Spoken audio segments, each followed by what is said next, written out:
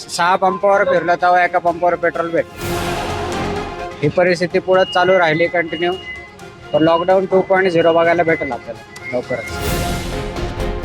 Problem एवढाच आहे की जेव्हा कमी होतं तेव्हा कमी नाही केलं आणि आता वाढतंय तर वाढतं असं ग्राहकांना फायदा मिळत नाही त्याचा. शेजार पाजारचे पंप इथं पेट्रोल डिझेल संपलं की त्याचा लोड येतो दुसरीकडं.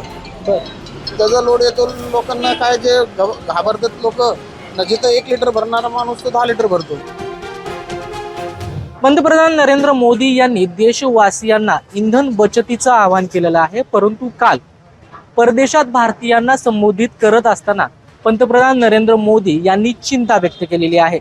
सध्याची परिस्थिती गेल्या काही दशकांपासून सुरू असलेली जी भारताची प्रगती आहे त्यावर संकट आणणारी आहे असं आवाहन आणि चिंता व्यक्त करत असताना नागरिकांनी खरं तर सहकार्य करण्याची गरज असल्याचं मत पंतप्रधान नरेंद्र मोदी यांनी व्यक्त केलेलं आहे. सध्या आपण चिंचवडमधील पेट्रोल पंपावरती आहोत आणि या ठिकाणी आता हळूहळू गर्दी वाढू लागलेली आहे. कारण खरं तर सध्याची परिस्थिती इंधनासाठी आव्हानात्मक आहे आणि त्यामुळं अनेक नागरिक जे आहेत ते घाबरून थेट पेट्रोल पंपावर येत आहेत. आपल्याकडं जे क्रूड ऑइल आहे त्याचं प्रमाण कमी आहे त्यामुळं आपल्याकडे काही दिवसांचाच पेट्रोल असल्याचं सांगितलं जाते. पण जेव्हा किमती कमी होत्या प्रश्न पेट्रोलचा नाही, प्रश्न लोकांनी जतन केलंच पाहिजे, कमी वापरच केलं पाहिजे.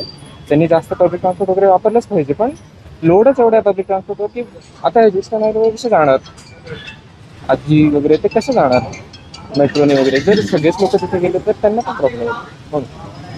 प्रॉब्लेम एवढाच आहे की जेव्हा कमी होतं तेव्हा कमी नाही केलं आणि आता वाढतंय तर वाढतं असं ग्राहकांना फायदा मिळत नाही त्याचा. आणखी काही नागरिक आहेत त्यांच्याशी संवाद साधण्याचा प्रयत्न करूयात. दादा काय सांगाल, पंतप्रधान नरेंद्र मोदी यांनी इंधन बचतीचं आवाहन केलेलं आहे परंतु काल एक चिंता व्यक्त केली की अशीच परिस्थिती राहिली तर आपण पुन्हा एकदा गरिबीचे खायत जाऊ.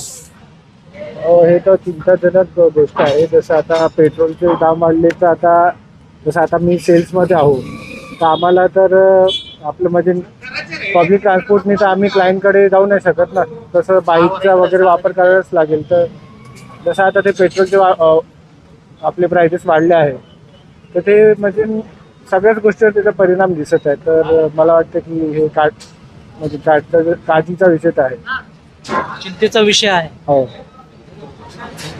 तर चिंता व्यक्त करण्यात येत आहे. आपल्यासोबत आणखी काही नागरिक आहेत त्यांच्याशी बोलण्याचा प्रयत्न करूयात.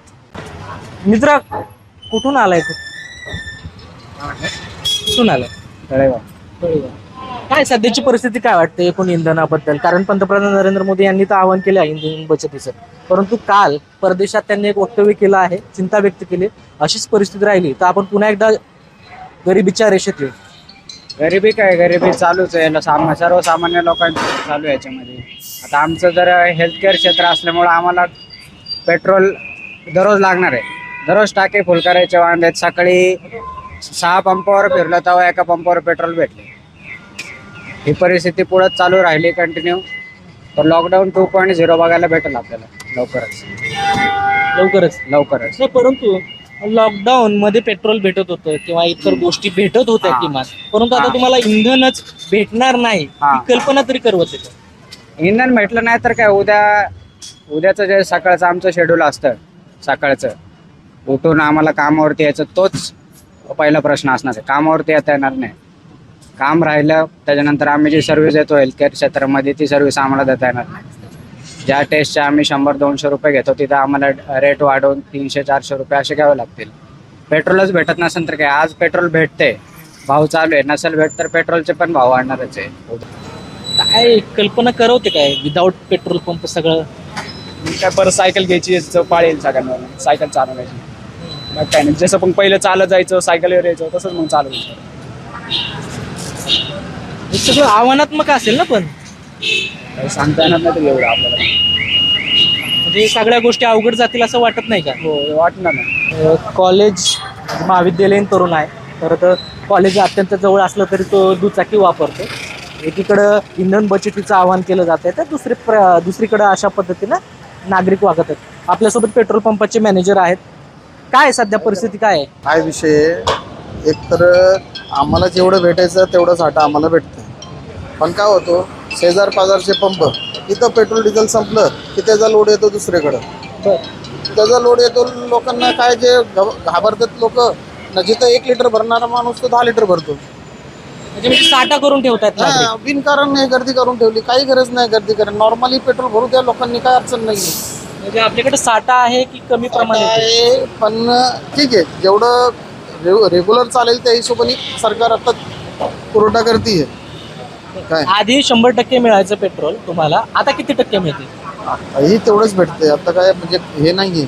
म्हणजे हे पण लोड आल्यामुळं जरा थोडंसं त्रास आहे या गोष्टींचा.